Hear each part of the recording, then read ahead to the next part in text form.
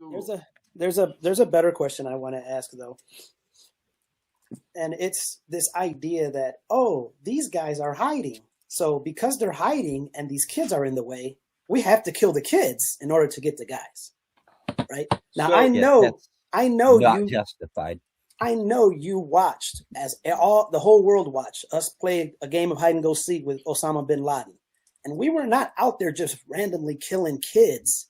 Because he wasn't hiding under kindergartens. Hamas hides under kindergartens. Hamas deliberately hides under hospitals. So people like you, speaking of gaslight, that's the biggest gaslighting you can do. Because Hamas, you're blaming Israel for defending themselves. You can't blame Israel for defending themselves when Hamas is hiding under hospitals. If I'm letting you talk, that they embed their headquarters under hospitals. Luke, and then it's kill or be killed, bro. If you don't let him talk for a second. Like I let you rock.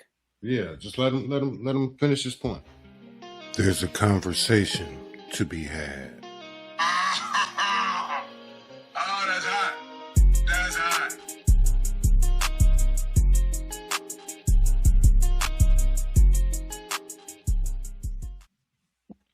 Welcome, folks, back for another conversation to be had.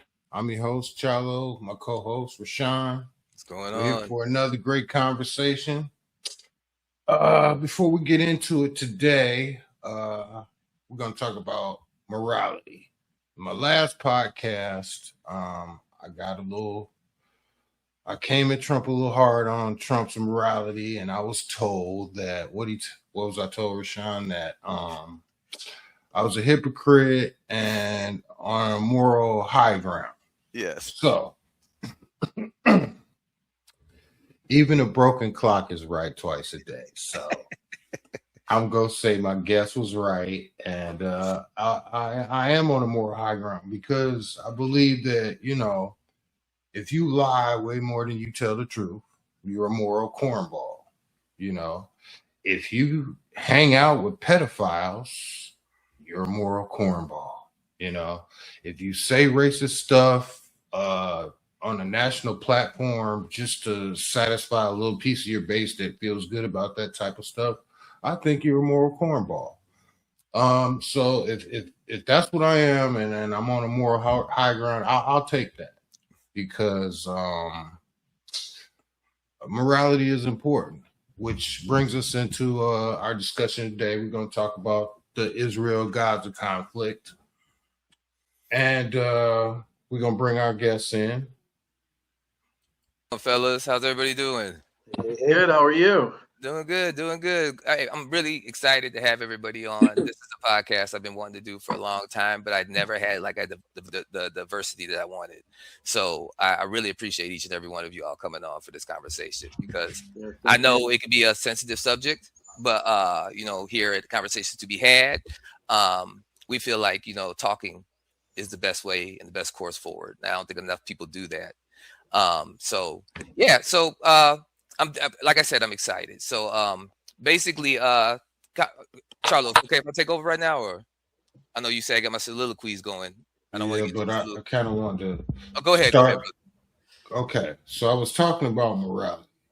Now I got an opening question for the whole entire panel, which is this Israel-Gaza conflict an issue of morality more than anything else? And we'll start off with our new guys first. Rod, you want to start us off? I mean, what are your thoughts on that? I think the morality of what's happened in Gaza is an extension of the morality of war, and I think it's a big topic. And I think I'd push back against anything that tries to simplify what's happened there. It's not simple, yeah,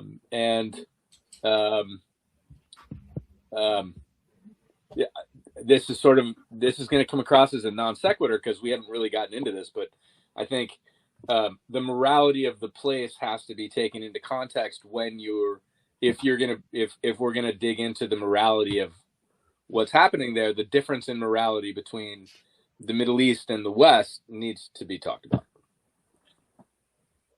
Okay.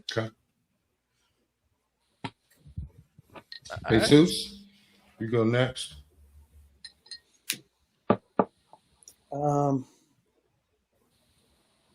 I don't think it's that complicated.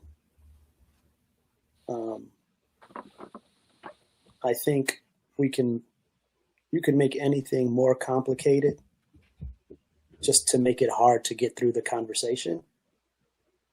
But I don't think it's that difficult of a conversation to have, and it's not that hard to trace the roots of some of these things. But your question, Chalo, it's a tough question because there's a lot of people dying on both sides. That's, I don't know about a lot on both sides, but there's a lot of people dying. And I think in war that happens. So the question of morality, that's a tough one when you're actually dealing with war. But I do think there's such principle of neutralizing a situation and another principle of completely annihilating a situation. And that's the question of morality I think most people have when they talk about this topic, right or wrong. It's like, hey, if you punch me and I take the punch and then I beat you until you're dead, that's probably going a little too far to neutralize what was going on. And I think that's kind of where the morality question comes. But it's definitely a tough question. All right. Rod? What are you thinking, Rod? No, you want to go to Lewis. I'm sorry. We already went through it. My apologies. Hey guys, first of all, thanks for having me here. Morality is not an issue when it becomes an issue of survival. And this is a matter, and it's all every day is a matter of life and death for Israel. They're this tiny country surrounded by an entire continent of countries that want to destroy it and try and genocide and destroy Israel on a daily basis. Every decade of its existence, Israel's neighbors have tried to genocide and destroy it with war after war after war after war, terrorism war, guerrilla war, national traditional wars. So it's a matter of kill or be killed. If you're going to be killed, you have to kill or be killed. Morality goes out the window. It's just a matter of raw survival for Israel. I wish there could be more of a question of morality here, but it's a very primal kill or be killed situation. It's a matter of survival for Israelis and then by extension, the Jewish people in general. Okay. All right, Jim. I mean, war is immoral. We shouldn't have to do this. But if we're going to look at just the morality of this conflict, October 7th was obviously immoral. I think that attacking people at a concert or rave or what have you and parading their bodies around in the back of a pickup truck is immoral, but so is bombing hospitals and bombing schools, and kind of to Jesus's example of somebody hits you and then you retaliate by beating them to death and then stomping on the corpse and then going to their family's house and burning that down and then going finding their grandma and burning her house down. That's effectively what's happened here is, and I know the conflict goes back much further than October 7th, but for the sake of how this very specific conflict has developed over the last couple of years, what we know is kind of like the modern conflict, it was October 7th followed by an extended just annihilation. And the things that Israel has done since that conflict have been largely immoral, and it's just been an annihilation effort since then, and it's almost impossible to deny that. So yeah, Charles, you did ask a tough question. So I get that lots of times when I enter this discussion, the first thing I hear is, war is hell, and this conflict, obviously it's a war. My thing has always been like, if we all just abandon morals, even in war, when does the cycle end? You know what I mean? When does somebody decide, okay, enough is enough? I'm going to be the bigger man or the bigger person, either side. You know what I mean? We need to end this and come to some sort of, compromise or something like that. I think the worst thing that we can do is throw morals out the window, even in war, even with our enemies, because once that happens, we lose our humanity. And I think that whenever I see that, I feel that it saddens me. You know what I mean? Like, I see people, that are filled with so much hate that they've lost their humanity. They forgot what it is. And to me, that's a dangerous thing. So, with the question of morality, I feel like, even in war, even in tough times, it's something that we shouldn't just toss out the window at all. We need to always hold on to our morals and let those kind of guide us, hopefully, to a peaceful compromise. Okay. Yeah, that's because we're like generally good, rational, moral people. But what do you do when you have an enemy who is determined to completely genocide you, and they say that that's what they're going to do, and they do on October 7th, and they've done it for many years before that, and all they want to do is kill all of your civilians? What do? You have to kill or be killed. That's the situation Israel's in. And then the enemy hides under hospitals. They use human shields. They use their own children as human shields. Rashawn, if you have two kids and some terrorist comes and kills one of your kids, and they say they're going to kill you and your other kid if you don't kill him and his kid, what do? I got lost. No, you're there. You're still there, man. Oh, no. The videotape. Yeah. Hold on 1 second. I'm sorry. I got to let my dog out. I'll be right back. Okay. I'd like to jump in here for a second, if I could.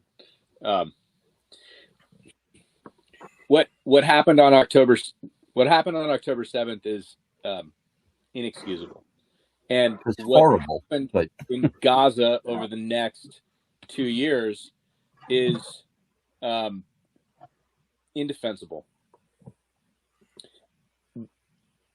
Both are as atrocious as I can imagine, and they're still.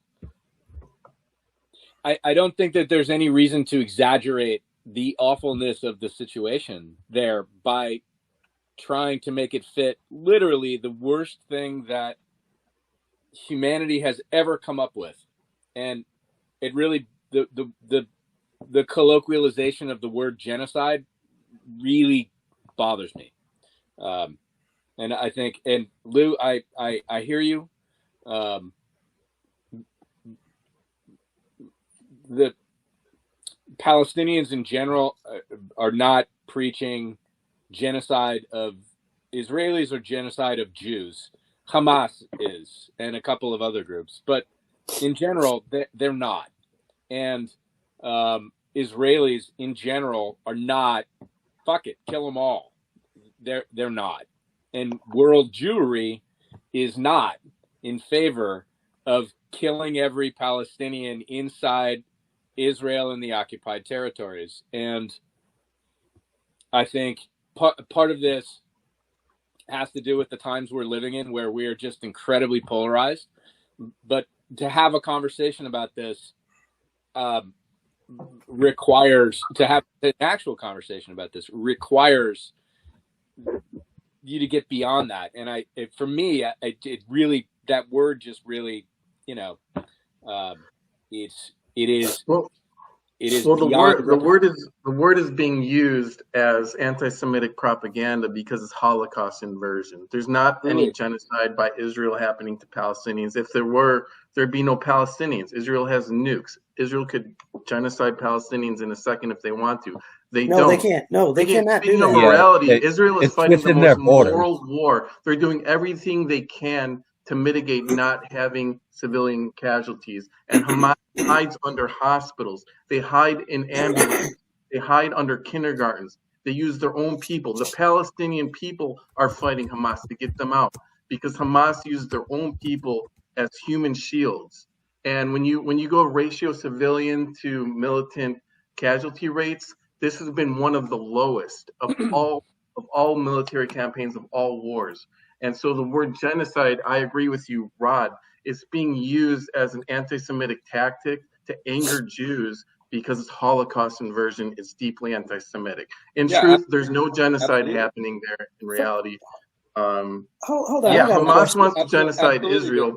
Israelis do not want to genocide Palestinians at all. But with respect, you've just used the word genocide as a verb, and applied it to October 7th, which certainly was slaughter, but not a genocide. Okay, well, let me ask you this, Rod. If the IDF did not stop Hamas, when would Hamas have stopped killing Israelis on October 7th? Hamas will not stop killing Israelis. That's exactly. So if the IDF did not stop Hamas, Hamas won't stop killing Palestinians either. Well, if specifically, if the IDF did not stop Hamas on October 7th, can we all agree that Hamas would have happily killed all Israelis, which would have definitely been a genocide? So that was a genocide. It got stopped. The Nazis, the Holocaust was a genocide, right? Well, they got stopped by the Allies. Same deal. It's a genocide. And it's kind of like, all right, so the anti-Israel people are using the word genocide as an anti-Semitic Holocaust inversion. What is the objective with the Palestinians? What does Israel want for them at this point? What does Israel want with the Palestinians? Right. They want to make you specifically use the language of like, if they are trying to kill us, we need to kill all of them. You've already done that in about the first 10 minutes of this. Those were your I've words. never said that, dude. I've never said that. Don't put words in my mouth. It's going to be saved. And I want to make peace with Palestinians. I want Israelis and Palestinians to make peace. I never said anything about killing anyone. I don't want any person to die. I don't want any person to get killed. I never said that. You must have misunderstood what I said. Maybe. That's what here's my question. You didn't mean it that way. What did I say? No, I completely pushed back on that. I did not say that. You said it's kill or be killed. No, that's the situation Israel is in with Hamas. Okay, but Hamas is not. And that's what Hamas does. Hamas says if you don't kill us, Hamas has said if you don't kill us, we're going to kill all of you. And that's what they did on October 7th. Israel and the IDF are and have gone well beyond just attacking Hamas. And I know Hamas is under the hospital. No, that's not true. They're just attacking Hamas, but Hamas uses all their people's human shields. Hold on a minute. Hold on a minute. Let me ask you a question, man. I got to ask a couple questions because I'm not going to do the gaslighting thing. I'm not going to buy into it. But I have to say this. One, Hamas is a small group of militants. They don't have a full army. Yeah, they do. They have the full army of Iran militarily and financially backing them, and they have Hezbollah on the north backing them, and they have the Houthis over in the southeast backing them. They have a whole region, and they have the entire Gaza Strip under their control. They are still the official government. But they were put in place in part by Israel's own government. No, they were voted democratically by the Gazan Palestinians. Well, I know they got voted in. That's not entirely true either, Luke. Right, exactly. It's 100% true. It's certainly not. It is certainly not. Brother, I was there when Israel pulled settlers out of Gaza. And I was there shortly after the election when Hamas had a power sharing agreement with the PLA, which lasted just over a year until Hamas slaughtered every member of Gaza parliament that was PLA and took control. Hamas. You mean PLO or do you mean PA? No, I'm sorry. I keep saying PLA. You're right. It's the PA. PA. The Hamas is. 1 second. Gaza has been. I'll wait till he gets back. Okay, no, because I had a couple questions too, because I actually Netanyahu is actually quoted saying that he wanted the Hamas in power. There's several quotes out there from him. So, you know what I mean? Where Netanyahu wasn't in power when Hamas took power completely. There has never been a time when Netanyahu hasn't had major influence. Okay, fact check. Gazans democratically elected Hamas. Fact check that. I guarantee you it's true. No one's saying that didn't happen. Gazans voted for a power sharing agreement and a parliamentary. No, incorrect. They voted Hamas. The Palestinian Authority. I'd love to be wrong. I hope you're right, bro. I would love for you to be Rashawn. right, but I'm confident you're wrong. They Check it out. democratically voted for Hamas. It could have been a corrupt, rigged election, but in 2006, the Gazans democratically voted in Hamas. You have a computer in front of you. Yeah, Rashawn's looking fact it check up. it. There's 6 I'm guys assuming you here. have a phone Fact check too. it. Ask ChatGPT. Ask Google. There's a better question I want to ask though, and it's this idea that, oh, these guys are hiding, so because they're hiding and these kids are in the way, we have to kill the kids in order to get the guys. Right now, So- I know not you justified. I know you watched, as the whole world watched, us play a game of hide and go seek with Osama bin Laden, and we were not out there just randomly killing kids. Because he wasn't hiding under kindergartens. Hamas hides under kindergartens. Hamas deliberately doesn't hides matter. under hospitals. So Here's the people like point. you, speaking of gaslight, that's the biggest gaslighting you can do. Because Hamas, you're blaming Israel for defending themselves. If You I'm can't blame letting Israel for defending themselves when Hamas is hiding under hospitals. if I'm You have letting to you call talk out and that you they don't let me, embed then we could just their rap. headquarters Lou. under hospitals. Lou, And then it's let him- kill let or be him- killed, bro. If you don't Lou, let let me him finish talk a for a thought, second. like I let you rock, Yeah, just let him finish his point. right? Go ahead. So Go ahead and cook, Sage. my whole point is there are ways. Israel itself claims to be the most moral military. Is that not true, or am I gaslighting that? No, that's That's true, right? So why wouldn't they have the tactical command to avoid innocent life? Explain to me how you tactically. I don't think that is an outrageous question to ask when you're Okay, but claiming to here's be. the When simple you claim answer. to be How do you moral, tactically take Before out this goes Hamas out again. headquarters under a hospital? How you tactically do that without taking out the hospital? They rigged it. Hamas built it on purpose. Hamas got millions and millions of dollars from Iran to build these tunnels. And it's more complex. It's bigger than the New York subway system, these tunnels.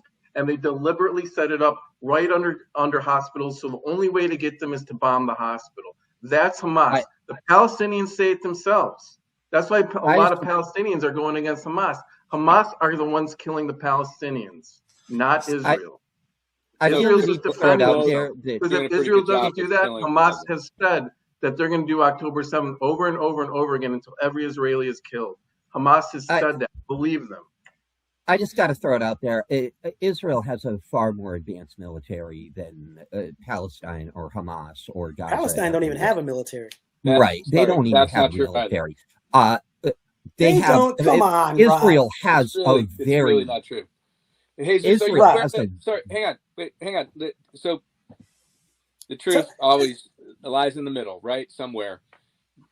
Jesus, are you aware that when Israel is going to do an airstrike, they leaflet a half an hour to 45 minutes before the airstrike? Yeah, I've heard that. Okay, so that's policy. And so do you remember... No, answer the simple question. Tell me about Palestine's military. No. That's okay, here's the thing. That's the So point of all the contention money right they've here. got millions. All right, Jesus, bro. They got millions of dollars for a military. You know what they spent that money on? All the military were bought to buy missiles to shoot at Israeli citizen villages. They've shot thousands and thousands of missiles over the past 15 years from Gaza. Thousands of missiles into Israeli civilian villages. You know how much money that costed? First of all, let's not even talk about military. They could use that money to build schools, to build infrastructure, to build jobs. That's the first thing they should have done. But no, they built terrorist tunnels and missiles to shoot at Jewish Israeli civilians. The second thing they could have done is got a proper military to take out Hamas and be a normal country to protect their civilians. But they don't care about that. They want to kill Jews. They want to kill Palestinians, and Palestinians too, but Israelis, that's all they care about. They don't care about having a real military. They don't care about having real infrastructure, jobs. They want to destroy Israel. That's what it's about for them. So go ahead. No, that's the thing that we're avoiding, I think. We're stuck on October 7th. But why did October 7th happen? Who is that? Like where's the conflict start? Because Hamas wants to genocide Israel. No. That's why October 7th happened. Your mind. That's what they say they did it for. But in your mind, where did this conflict begin? When did it begin? Yeah. 3,000 years ago. Okay. There you go. Yeah. So it's not that hard of a topic, right? It's pretty complicated. It's not really that complicated. Okay. Right? So why do you think it's not complicated? Because it's pretty complicated. The whole Zionist movement is based on a religious view of the promised land. No, that's not true at all. And that's not true at all. Let him talk. Go ahead. Let him finish. Let him finish. Go ahead. I'm just going to say, I'm not going to say anything. Let them cook, because they clearly. Go ahead. You guys cook. All right, cool. Well, I don't even know what we're talking about at this point, but the point here is that we can talk about history till we're blue in the face. There's 4,000 years of Israeli history and Jewish history. We can talk about that for the next 30 hours, okay? But the point is, the real ultimate point is the history doesn't matter. It doesn't matter, because what matters now is what's happening on the ground today. And I bet Jesus and Jim, I bet at the end of the day, we agree on something. I bet we agree on the most important thing is that we want peace for both Israeli and Palestinians. Is that right? You want peace for everyone there? Right. Yeah, you want that, Jesus? How can you kill that many children, though? I guess my question is, how can you get to this how can point Hamas and kill all ignore those history? children? Well, guess what? Dude, they're dead. All right, so what do we do now? Do we keep killing each other? Just Hamas kill children? Yeah, they do. Tons. No, I they kill their own children and they kill Israeli children. They beheaded babies, dude. They beheaded babies in front of their parents and burned them. You know that's not 100% true. You want to watch the footage, dude? Jesus, I'll show you the footage. I'll show you the footage. You can't, because the dude, you can't show the footage. You can. I'll show it to you. Okay. I will send it to you. So I think I kind of get what you're trying to say, Jesus. You're like, how do we get to this point, right? Like, how did we get to October 7th? And you're saying, and I hear you. And Lou, I want you to know, man. I get that you're passionate, and I feel you, brother. And I don't want you to get upset or anything like that. But I do have a question, right? So, during this time before the podcast, I was doing my little research and everything like that, because I had the same question that Jesus had. How did we get to this point where there was an October 7th? So I looked up things like, how many deaths.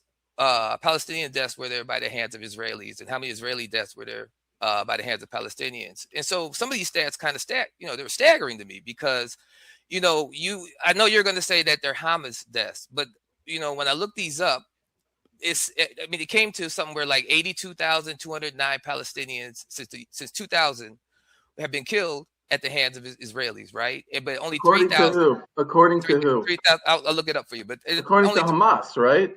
No, show me proof. I doubt that. Show me proof.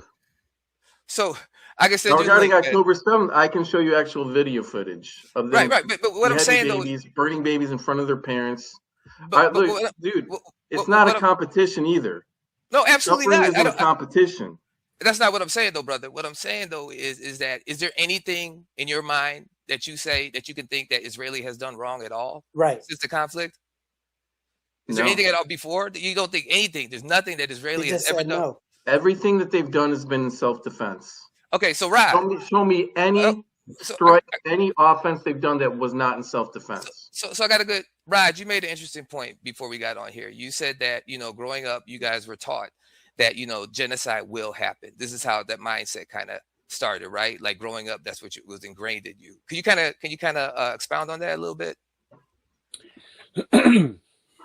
Yeah, we were talking about how quick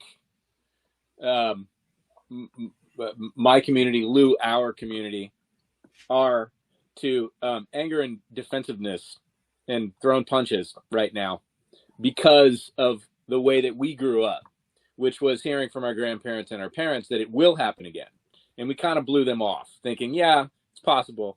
Sure, there's going to be more wars in and around Israel. But in general, it's possible, but this isn't the thing that's going to happen. And I think most of us woke up on October 8th and went, wow, we were wrong. They were right. And it's today. And what really pushed us over the edge was it was coming. The phrase I used was the call was coming from inside the house. It was from the left. And a lot of us are good lefties. I'm still a good lefty. And I think most of us felt thoroughly thrown to the curb by our community. Yeah. There's not a humanitarian cause that in general Jews haven't backed, that haven't gotten involved, that haven't supported, that includes every different form of race and gender relations. And not that we haven't fucked up ourselves along the way, but, you know, and so I understand, Lou, where you're coming from when you're coming in that hot. I certainly have come in that hot in plenty of these conversations. I think Rashan and Shallow, what you guys are trying to do is have a dialogue in the hopes of moving the conversation forward. And I think, you know, your sentiment is not lost on me, and I absolutely agree. I think, you know, my particular history is that I've spent a bunch of time in Israel, and I've spent a bit of time in Gaza and a bit more time in the occupied territories. And, you know, I became the guy that first summer where parents of college kids were asking me to talk to their kids because I, in their mind, split the difference. I'm a Jewish guy that had more Palestinian friends than Israeli friends in the region for a long, long time. And, you know, 4 out of 5 of those conversations went great. The fifth, you know, was a one-on-one version of what happened here over the last 15 minutes. And you know, it was rough. And I think one of the things that I learned coming out of those conversations was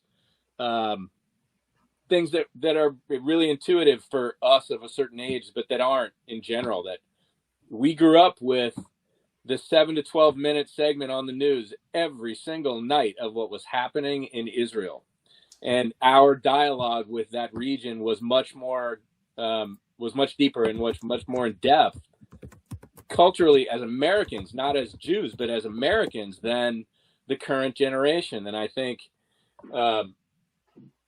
part of my point in saying that this is not simple is that it doesn't fit into the dynamic that especially the younger generations are dealing with today. The hierarchy of oppression and black and white and oppressor oppressed. And this really doesn't fit in to any of that. It for me, Israel is some form of an apartheid state, but only because that's the closest parallel to what's happening in Israel, because there isn't an Israel. There's arguably there's 4. I'm going to say there's 3 solidly, drastically different situations in Israel. Well, there is a apartheid there, but the real apartheid is that Jews are not allowed to live in Palestine. Muslim, Arabs, Christians, every different type of person is allowed to live in Israel, but Jews and gays are not allowed to live in the Palestinian areas, and that's the only real apartheid happening there. Yeah, that's one of the kids that I talked to that summer is a young woman who's gay, and she did not appreciate that portion of the conversation where I reminded her that they'd have thrown her ass off of a fucking building in Gaza if she was there herself. This doesn't fit into, I mean, this is, I sort of I'm constantly in awe of the fact that Americans are so appalled by the fact that war is appalling. What do you guys think? I don't think it's that the war is appalling. I mean, we're used to war. War makes money. We're used to war from a distance. It's when does it come? It's what it is when does it come to a point where it's inhumane? We're getting to an inhumane type. I think it's all inhumane, man. One dead person is inhumane. I think one injured person. I got to throw out the point. You have been basically making an argument that they have to defensively bomb hospitals. International law doesn't work that way. There's no version of international law where bombing a hospital because your enemy has a tunnel under the hospital is acceptable. They're not going to pay any piper for it because international politics usually. Well, would you rather follow the law or would you rather be murdered? Would you rather follow the law or would you rather be killed? See, well, I'd rather be alive and not follow the law than get killed by Hamas. Hold on one second. I disagree with that. I do think you are allowed to defend yourself if terrorists are hiding under Hold on one second, Lewis. No, you act like Israel does everything right, and that's totally wrong. They don't do everything. Name one right. thing that they've done that isn't right. That first hasn't of all, been like he just said. Hold on, like he just said, when you bomb a hospital because there's a tunnel underneath. If Israel has one of the best armies in the world. You trying to tell me they couldn't bring some people in there and take out whoever they need to take out without destroying the entire hospital? No, you can't, because Hamas set it up that way. Hamas specifically set it up to get them. You got to kill the kids. That's Can how I tell you Hamas. something? If you believe that, you are sadly mistaken, homie. You Hamas, any genocide there, it's by Hamas, not Israel. You do not understand army technology. You do not understand military technology if you think that. When Hamas set it up like that. So real quick. Why don't you tell Hamas to have their headquarters outside of hospitals? Why don't you say that? Real quick though, man. So why don't you want to blame Hamas for that? We all agree that they have their headquarters under hospitals. Right, but why don't you blame what Hamas? I'm trying to tell you is the Israeli army is well equipped to go in there and get whoever they need without blowing up the hospital. You're not equipped to do that. You're not equipped to do that. Most armies are equipped to do that. They set up these tunnels so that there's only one way to get them. One of the biggest in the world. Dude, they couldn't even go in the. They couldn't even. We don't even have to use the Israel army, bro. We could use an ordinary army, and they're equipped to do that. And now, when we talk about Israel, we're talking about the biggest army in the world, and you're saying they're not equipped? No, they're not, man. That's how Hamas set it up. So why don't you blame Hamas? The biggest army in the world isn't equipped to handle Hamas. Bro, why don't you blame Hamas for setting up their headquarters under hospitals? So what you're saying that the first thing you're saying? One of the biggest armies why isn't that in the any world, of the things you're saying? One of the most technologically advanced armies in the world is not equipped to handle Hamas. Why is Hamas hiding under hospitals? Why is Hamas hiding under hospitals? And why are you calling that out? In Vietnam, the Vietnamese hid in tunnels. All right, you're ignoring me. You're ignoring me. I can't debate with someone who's ignoring me. Because you cut everyone off every time someone talks. And you haven't answered me once, bro. You haven't answered me. Why don't you blame Hamas for hiding under hospitals? Right now, why don't you blame Hamas for hiding under hospitals? Right now, why don't you? I'm going to keep repeating till someone answers. Why don't you blame Hamas for hiding under hospitals? So if I run in, let me ask you this. So listen, still haven't answered. Hold on, let me ask you this. The police are chasing me. Listen, the police are chasing me, and I'm hiding under hospitals. The police are chasing me, and I run in your house, and they blow your entire house up trying to get me. You blaming me for running in your house, or you blaming them for blowing your? Why don't you blame Hamas for hiding under hospitals? That's the parallel I'm making to you, because it makes no sense. If I run in your house, running from the police, and they blow your entire house up just to get me, you don't blame me. You're going to blame the police that blew your house up. Doesn't make sense to me, man. Why don't you blame Hamas for hiding under hospitals? They came in there and just got me, bro. They didn't run under there, dude. They spent a decade making their headquarters under those hospitals. They spent millions of dollars constructing those tunnels to hide under hospitals, to hide under schools. Why don't you blame them for that? Let's say we blame them. Let's you can't get past your hatred of Israel. Now I hate Israel. Not right. Because I said their army should be. Why don't you blame? Their army should be more technologically advanced than to blow up a hospital. I want to get back to the point, the ultimate point. Israel. I want to try to get back to the ultimate point. You have leaked all the way off the screen, came back on, leaked off again, came back on. Are you serious? I think hang on. You can blame Hamas. Hey, Lou, I hear you, man. I hear you, but you're having 10 other conversations that you've had in the past or in your head with a group of 5 people. I hear you. Like, I don't know you, but dude. You're having conversations that you've already had or thoughts that you've already had in response to things that's been said to you or that you've heard. These guys, they haven't even hinted at that. Yeah, I think you're right. One thing that I'm going to jump his shit about. I hate Israel, though. I think Luke. I think crazy. That's the point, though. That's absolutely nuts. You should be able to be like, "Yo, Hamas shouldn't do that," but that doesn't negate the fact that you're supposed to handle those things differently. So like, you can't just how do you handle it? Everybody. Tell me how you handle that. Lou, Anybody that before we get you're a military expert, right? You're a military expert. How do you handle it? How do you take Hamas out of the underground hospital without bombing the hospital? I mean, at a minimum, I at least served in the military, so I'm not like completely blind to this. Go ahead, let me hear what you. To answer the question that you were trying to get to, the answer is there's been a bunch of small wars, small skirmishes, really, leading up to October 7th over the last 20 years. Israel tried that. I'm not making an excuse for what Israel did. There's certainly caveats that need to be discussed inside of this discussion with the things that Israel has at least tried to do right. But the answer to your question is historically and not ancient history in the last 20 years. They have tried, right? They have tried. There's been lots and lots of incidents where Hamas was trying to transport guns across Gaza in the back of ambulances or Katyusha rockets, which we all know are not really rockets. They're like the model rockets you made as a kid, but they go bang. They tried that in the past. And this time there's a fuckstick in charge who's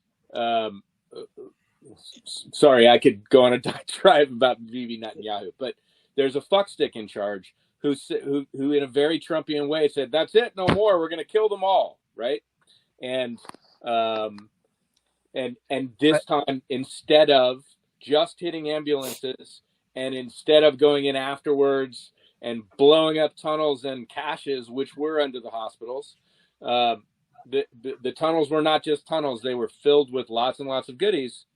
It hasn't worked. So this time they moved to leveling hospitals, but they didn't just go and do it. Do you guys remember really early on, there was some really early footage about inside of Gaza. It almost looked like keyhole footage. It was a 4-way intersection, and there were a couple of guys who looked like they were trying to direct traffic as trucks were just flying past the camera filled with people.